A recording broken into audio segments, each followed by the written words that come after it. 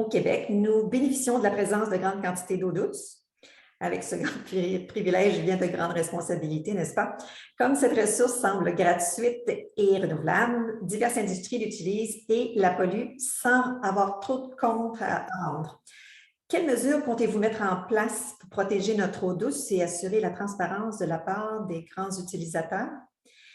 In Quebec, we benefit from an abundant access to fresh water. With this great privilege comes great responsibility.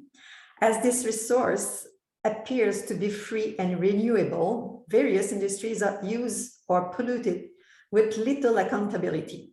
What measures will you put in place to protect our fresh water and ensure greater transparency by industries? D'abord, on veut accorder au fleuve Saint-Laurent le statut de personnalité juridique pour mieux pouvoir le protéger, le préserver. On veut également favoriser la protection des autres cours d'eau en facilitant aussi l'accès public aux berges qui sont maintenues dans un état naturel. On s'engage également à, par rapport aux entreprises dont vous avez fait mention, réglementer l'utilisation de l'eau potable qui est un bien essentiel.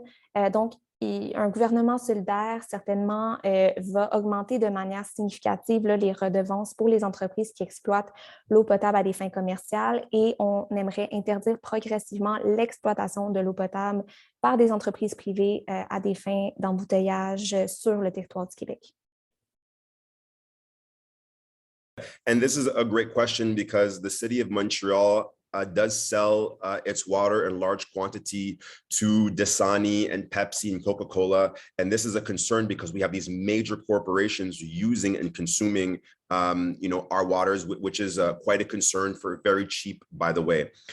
What's going to happen, and we're not proposing this now, but eventually each citizen is going to be set with a standard of the amount of water they can use, and then the price will increase. We've seen droughts in California, and that what California has done, and this should come to Quebec. I'm not saying within the next 4 years, because right now with inflation and the cost of living, the last thing a single parent mother with 3 kids needs is a tax on water. But eventually we are going to need to get to a point where once you consume past a certain point, the amount is going to increase, and that's going to ensure that you diminish. And I'm going to go back to community organizations, whether it's sensitizing people on long, hot showers and the impact that has on the environment and on the ecosystems. We need to establish that. So the awareness campaigns, we cannot oversee it.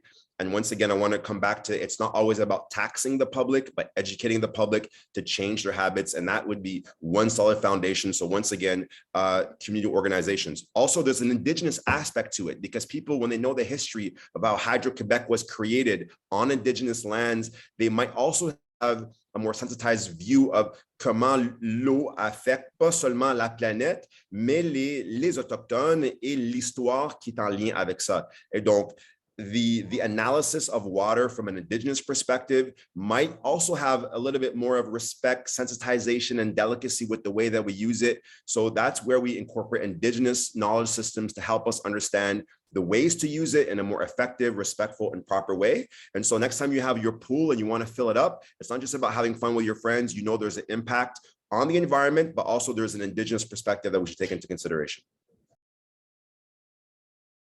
Thing that we have to do to protect water in Quebec is to bring in much stronger regulation. There's too many companies that have the permission of the government, of us, to pollute. That's a problem. We also need to bring in an environmental police force that's able to go and crack down on companies that are not respecting the laws and the regulations. Right now, we have a Ministry of Environment that's very bureaucratic. They have very few inspectors on the ground, and there's a lot of companies that are not being held to account for the pollution that they're doing. Il faut aussi complètement revoir la façon qu'on approuve des projets industriels comme des mines. À l'heure actuelle, on a plusieurs mines qui sont proposées au Québec, dans les Laurentides, même pas si loin que Montréal. Cette semaine, j'ai été à Lac-des-Plages. Ils proposent de construire une mine de plusieurs kilomètres de long à ciel ouvert entre 2 lacs. J'ai aussi été proche de la frontière du Labrador, où le Québec est carrément en train d'assécher des lacs pour permettre l'agrandissement de mines de fer. So the mining industry is getting a complete free pass. We're talking about these massive mines that are going to be built right next to some of the most pristine water that we have here in the province. And all of this is about sacrificing the environment, long-term environmental sacrifice for short-term economic gain.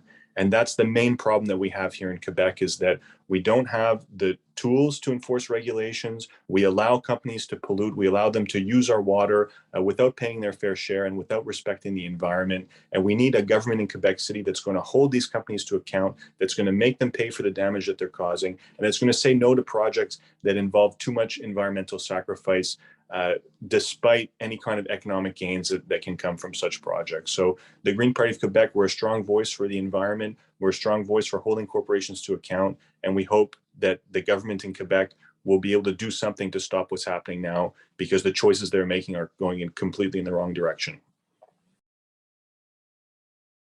With this great resource comes great responsibility and the ability to respond, because I believe Quebec has 3% of the world's natural, like fresh water.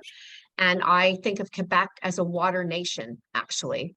And as the former president and CEO of Aqua Forum, which was all about fostering innovation and working with young entrepreneurs from across not just Quebec, but Canada, to find innovative solutions to freshwater problems. This is an issue that I feel also very strongly about.